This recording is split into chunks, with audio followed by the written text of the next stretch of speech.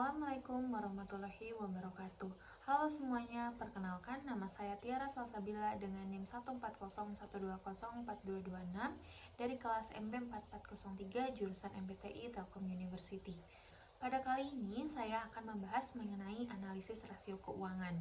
Di sini saya akan membandingkan dua perusahaan, diantaranya perusahaan PTS Hardware Indonesia dengan PT Agung Podomoro Land. Sebelum saya membahas mengenai analisis rasio keuangan, di sini saya akan memberitahu sedikit profil perusahaan dari kedua perusahaan tersebut. PTS Hardware Indonesia didirikan pada tahun 1995 dan bergerak di bidang usaha perlengkapan rumah tangga dan gaya hidup. PTS Hardware Indonesia memiliki misi yaitu menjadi retail terdepan di Indonesia untuk produk perlengkapan rumah tangga dan gaya hidup, serta misinya yaitu menawarkan ragam produk berkualitas tinggi dengan harga bersaing dan didukung oleh layanan terpadu oleh tim profesional.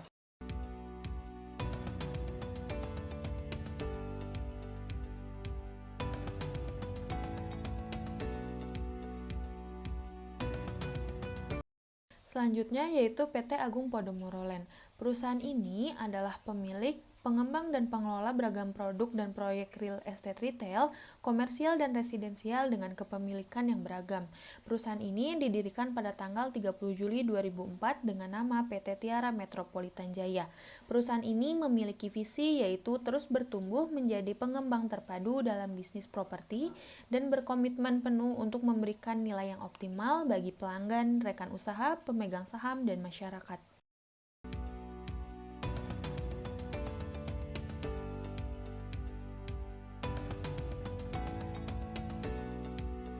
Setelah melihat profil perusahaan dari kedua perusahaan tersebut, sekarang saya akan menghitung rasio keuangan dari kedua perusahaan tersebut. Di sini saya akan menghitung 8 rasio keuangan, di antaranya ada current ratio, debt ratio, total asset turnover, net profit margin, return on asset, gross profit margin, return on equity, dan fixed asset turnover. Yang pertama saya akan hitung yaitu current ratio. Rasio ini digunakan untuk mengukur kemampuan perusahaan dalam membayar kewajiban jangka pendek atau utang yang akan segera jatuh tempo. Nah, semakin tinggi nilai current ratio berarti semakin besar kemampuan perusahaan untuk memenuhi kewajiban jangka pendeknya. Current ratio didapat dari current asset dibagi current liabilities. Nah, current ratio dari PTS Hardware sebesar 595,88%, sedangkan pada PT Agung Podomoro Land sebesar 189,59%. Nah, karena kedua perusahaan tersebut memiliki current ratio di atas 100%, jadi PTS Hardware Indonesia dan PT Agung Podomoro Land dapat dikatakan memiliki kemampuan yang sangat besar untuk memenuhi kewajiban jangka pendeknya. Selanjutnya yaitu debt ratio. Rasio ini menunjukkan seberapa besar total aset yang dimiliki perusahaan yang didanai oleh seluruh krediturnya. Semakin tinggi nilainya akan menunjukkan makin beresiko perusahaan karena makin besar utang yang digunakan untuk pembelian asetnya. Dan nilai yang baik itu di bawah 1. Debt ratio didapat dari total debt dibagi total aset. Pada PTS Hardware, debt ratio sebesar 0,27940 dan pada PT Agung Podomoro Land sebesar 0,62637.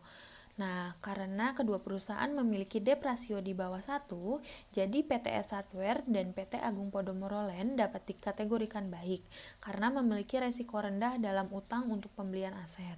Selanjutnya yaitu total asset turnover. Rasio ini digunakan untuk mengukur efektivitas pemaparan aktiva dalam menghasilkan penjualan perusahaan. Nah, semakin besar perputaran aktiva, maka semakin efektif perusahaan mengelola aktivanya. Total asset turnover didapat dari net sales dibagi total aset. Total asset turnover dari PTS Hardware yaitu 102,29% dan pada PT Agung Podomoro Land sebesar 16,31%. Nah, dapat dilihat bahwa kedua perusahaan tersebut memiliki nilai rasio yang berbanding terbalik. Oleh karena itu, dapat disimpulkan bahwa PTS Hardware sudah cukup efektif dalam mengelola aktivanya karena nilai rasio mendekati total asetnya. Sedangkan PT Agung Podomoro belum efektif dalam mengelola aktiva karena rasionya sangat jauh dari total asetnya. Selanjutnya yaitu net profit margin. Rasio ini digunakan untuk menunjukkan kemampuan perusahaan dalam menghasilkan keuntungan bersih setelah dipotong pajak. Net profit margin didapat dari net income dibagi sell. Net profit margin dari PT S Hardware Indonesia sebesar 9,87% dan pada PT Agung Podomoro Land sebesar 3,63%. Artinya, PT S Hardware dalam menghasilkan laba bersihnya sebesar 9,87% dan PT Agung Podomoro Land dalam menghasilkan laba bersihnya sebesar 3,63%. Nah, PT S Hardware lebih besar penghasilan laba bersihnya dibandingkan dengan PT Agung Podomoro Land. Selanjutnya yaitu return on asset.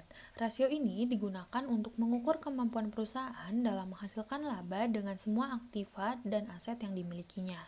Semakin tinggi nilai ROA, maka akan semakin tinggi pula laba bersih yang dihasilkan dari setiap rupiah dana yang tertanam dalam total aset.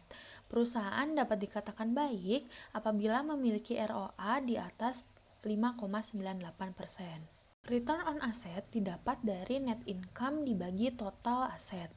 Return on asset pada PT S Hardware sebesar 12,74%, sedangkan pada PT Agung Podomoro Land sebesar 1,3%.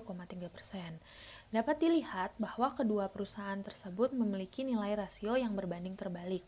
Oleh karena itu, dapat disimpulkan bahwa PT S Hardware lebih efisien dalam menggunakan aktivanya dalam kegiatan operasi untuk menghasilkan keuntungan. Sedangkan PT Agung Podomoro Land yaitu sebaliknya, kurang efisien dalam menggunakan aktivanya.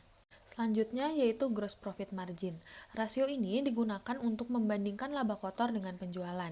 Semakin tinggi nilai gross profit marginnya akan semakin baik karena perusahaan mampu mengelola biaya pokok penjualan dengan efisien untuk menghasilkan laba kotor yang tinggi. Gross profit margin dapat dikategorikan tinggi apabila di atas 75%. Gross profit margin didapat dari gross profit dibagi revenue. Gross profit margin pada PT S Hardware Indonesia sebesar 49,36%, sedangkan pada PT Agung Podomoro Land sebesar 44,41%. Nah, karena kedua perusahaan tersebut memiliki nilai gross profit margin di bawah 75%, maka dapat disimpulkan bahwa kedua perusahaan tersebut memiliki keadaan operasi yang kurang baik. Selanjutnya yaitu return on equity. Rasio ini menunjukkan seberapa besar kontribusi ekuitas dalam menciptakan laba. Nah, ROE yang baik itu biasanya di atas 15%. Kalau di bawah 15% artinya perusahaan kurang dalam menghasilkan laba. Jadi dianggap investor kurang menguntungkan. Oleh karena itu, semakin tinggi hasilnya, maka semakin besar jumlah pengembalian investasinya. Return on equity didapat dari net income dibagi total common equity. ROE dari PT S Hardware sebesar 14%, sedangkan ROE pada PT Agung Podomoro Land sebesar 3,48%. Nah, dapat disimpulkan bahwa jika kita investasi di PT S Hardware, kemungkinan pengembaliannya itu sebesar 14% dari nominal yang kita investasikan. Dan apabila kita investasi pada PT Agung Podomoro Land, kemungkinan pengembaliannya sebesar 3,48%.